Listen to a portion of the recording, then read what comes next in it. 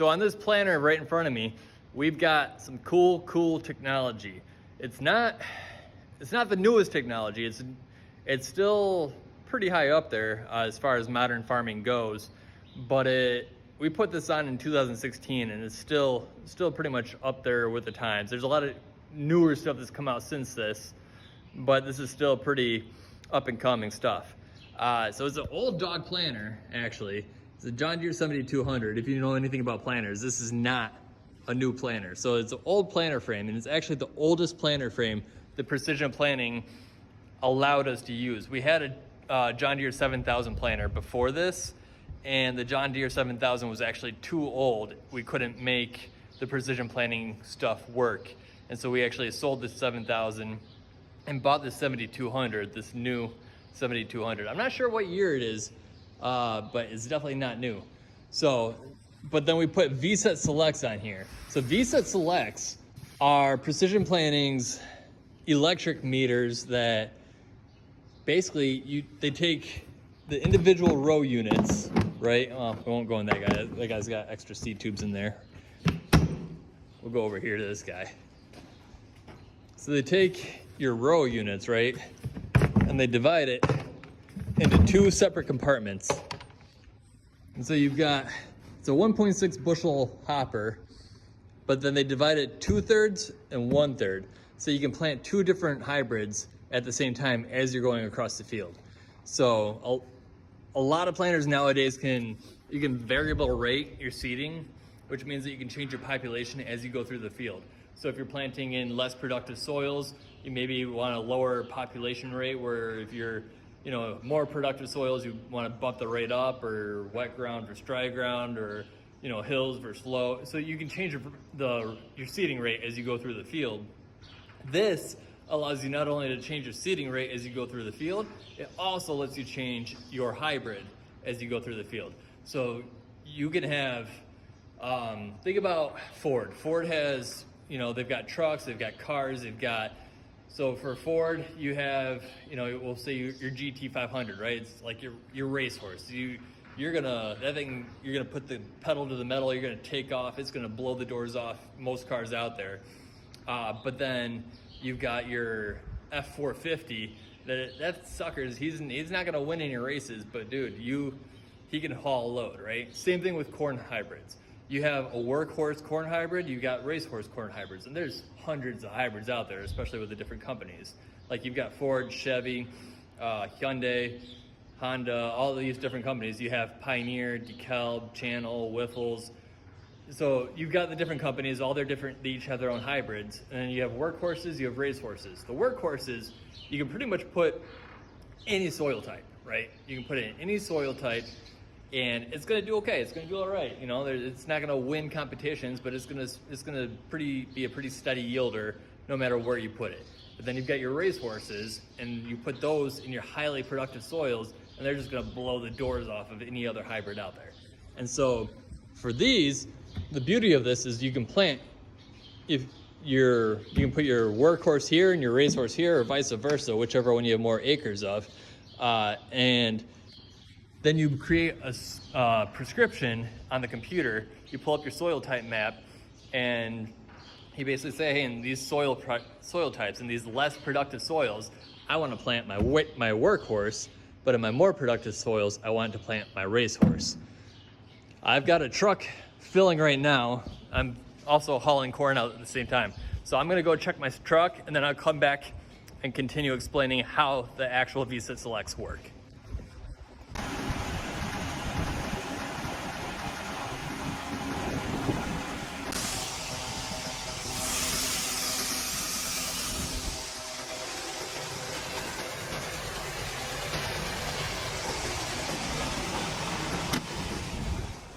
So let's dive into how this thing actually works, right? So we've got vacuum motor on the left side of the planter and on the right side of the planter, and they provide suction through this tube, and there's a hose connected to each and every row unit. And the hose, and this is standard for most vacuum planters. So the hose is connected to the box, sucking air through the box which is connected to our 2 meters. So each one of these boxes, as I said earlier, has a front section and it has a back section, okay? And we have a meter for the front section, which is right here, and we have a meter for the back section, which is here. It's on the, right here, right? And so you've got your suction coming to the back of the box, which is applying suction here to this meter, and is also applying suction here to the second meter. So they're both, everything's getting suction, everything's getting power, because they're also electric meters, okay? So we've got our main power harness coming in, and it plugs in right here. That's actually kind of pulling out there, but you get your main power harness right there, providing power to your 2 V drives, because you need a motor for each meter. So you've got a motor for this meter for the back box, and then you also have another motor for this meter on the front box, right? And so, I mean, you have 2 meters, which means you need 2 vacuums for suction, and you need 2 motors to run the meters. And we'll skip the vacuum part for now. We'll skip over to the motors. So these are all electric. You can have ground-driven planters, you can have hydraulic-driven planters. These are electric, okay? And so that means that every single one of these row units is essentially its own planter. So when I'm in the tractor cab looking at my monitor, I can turn on and turn off each one of these rows individually. So if I only wanted to plant, if I wanted to shut all my rows off and I only wanted to plant with rows number, I don't know, 2, 3, and 14, I can shut all the rows off and I say, hey, I only want these 3 to plant. It will only plant those 3. That's not possible with a ground-driven planter unless you actually get out, go to the back of the planter and manually shut off all the rows. But not only that, but this also has a swath control on it, to where it knows where I've already planted, right? I've got the planting map in the tractor cab. I'm looking at my monitor with my as planted map. And so if I'm planting through the field and I've got a box, I've got a row unit that runs out of seed, and I drive another 100 feet, maybe I'm distracted or I have no idea. But I drive 100 feet with no seed being planted in that row, and then I realize it, I can go ahead and put seed in that row, pick the planter up, go back to where I ran out of seed, drop the planter back down, and drive over it again, and it will fill in just that row. My tractor cab will turn all the other 15 rows off, and it will only turn the 1 row on that ran out of seed, because it knows that that's the one that stopped planting. So that's the power of electric meters, and that's what these are. And we'll go back to the vacuums here. So we'll go ahead and disconnect this power here to this meter so we can pull it off, flip it around. So the vacuum, and this is, like I said, this is pretty standard. The vacuum applies suction to the meter, and so then you've got your discs here, and the air is being sucked through these little tiny holes, right? And so you've got your corn stuck to the holes. And so as the meter turns, it will turn, and once it hits this point, there's let's see if we can see it here, right here. There's a little knockoff wheel behind the disc that will cut off the air supply, and it will knock the seed off the meter, and it's gonna fall down right here. You see our second meter in the back. It'll fall down through the seed tube. And that second meter in the back is crucial for that. That's exactly how these vSet Selects work, is to where you have the 2 meters, but they share the same seed tube, right? And so this meter here is turning counterclockwise, but this meter here is turning clockwise, and only one of them is turning at a time, okay? And so then that way, when I'm going through the field, I've got my different soil types. It can switch intermittently between the two hybrids, like just instantaneously, right? And if you go out to the field after you're done planting and you look at where it is switched from one hybrid to the next, it's seamless. It's perfect. There is no skips. There is no, you can't tell where it switched from one hybrid to the next. It's flawless. So that is a technology that is on this planter. But that's just on the planter box side.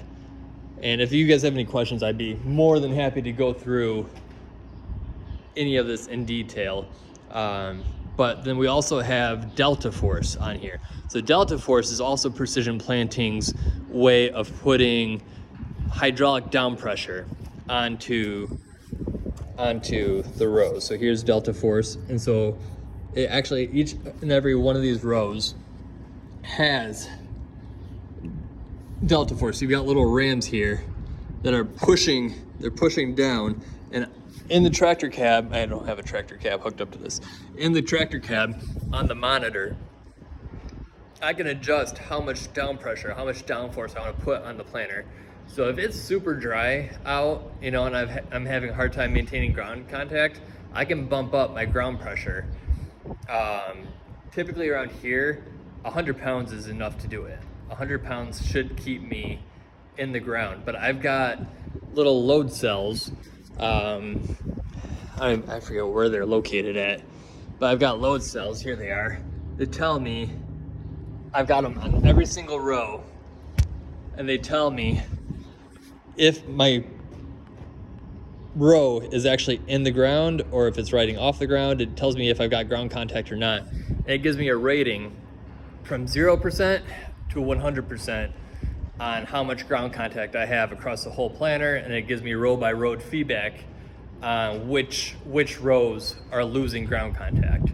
And so I'll ride with as little ground or as little down pressure as possible. I'll put it at like 60 pounds of down pressure, and I'll go across the field and I'll watch my ground contact. And if I'm at like 90% ground contact, man, like I gotta crank that sucker down. And so I'll keep increasing, I'll keep bumping up my my downforce.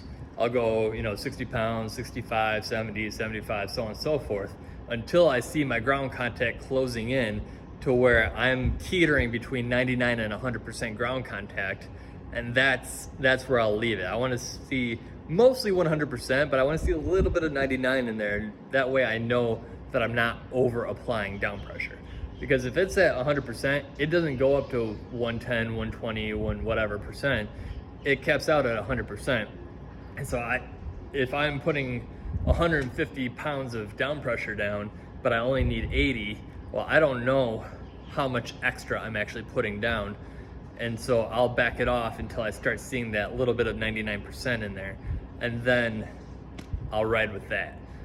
So that's downforce. And so this, compared to like a traditional planter, traditional planters don't have hydraulic down pressure. Our planter actually that we're using now, that you can see it sitting out there, and actually this one in front of it. So this guy here is a John Deere 7000, and then that one's the 1770 NT. These both have spring down pressure. This is an older style of springs, but this is, instead of having the hydraulic down pressure over there, we have springs on this guy, and then our 1770 NT has the John Deere heavy duty springs, to where essentially you set it and forget it, right? There's 3 settings that I can put on that 1770. I think the lightest one is 125 pounds. Where, like I said, with this, in the monitor, I know that 100 pounds is enough because I've got the monitor telling me whether I've got enough ground contact or not. So anyways, that's the technology that's on here. So we've got the Precision Planting's DeltaForce with the hydraulic down pressure, and then we have the vSet Selects, which allows us to not only variable rate our seeding, changing the populations through the field on the fly, but we can also switch between 2 different hybrids on the fly as well. So it's pretty cool stuff, and we've actually used it for just messing around too, more than just practical stuff where it it makes sense to switch between hybrids. But I've actually taken our logo from back in the day. We used to do, you know, fly drones and other stuff like that. And so we had a company, Wessel's Agritech, and I took that logo and I created a prescription around it saying, hey, I want the field to be planted as hybrid A, but then here's my logo inside the field, and I want to plant the logo as hybrid B. And it turned out pretty cool. So anyhow, this is it. Feel free to pick my brain, ask questions, educate me. I mean, I've shared a lot of stuff in this video. I'm sure I probably got at least one thing wrong. Educate me. I'm all about it. So what's your planter look like? What kind of technology do you have? What works for you guys and where you're at? Or what do you want to see more of from my videos? Anyhow, like, subscribe, stay in contact. I love this dialogue. I love interaction and talking to you guys. So if you post a comment, I'm going to do my best to answer it. I read every single one of them, good or bad. So anyhow, I hope you enjoyed it, and catch you next time.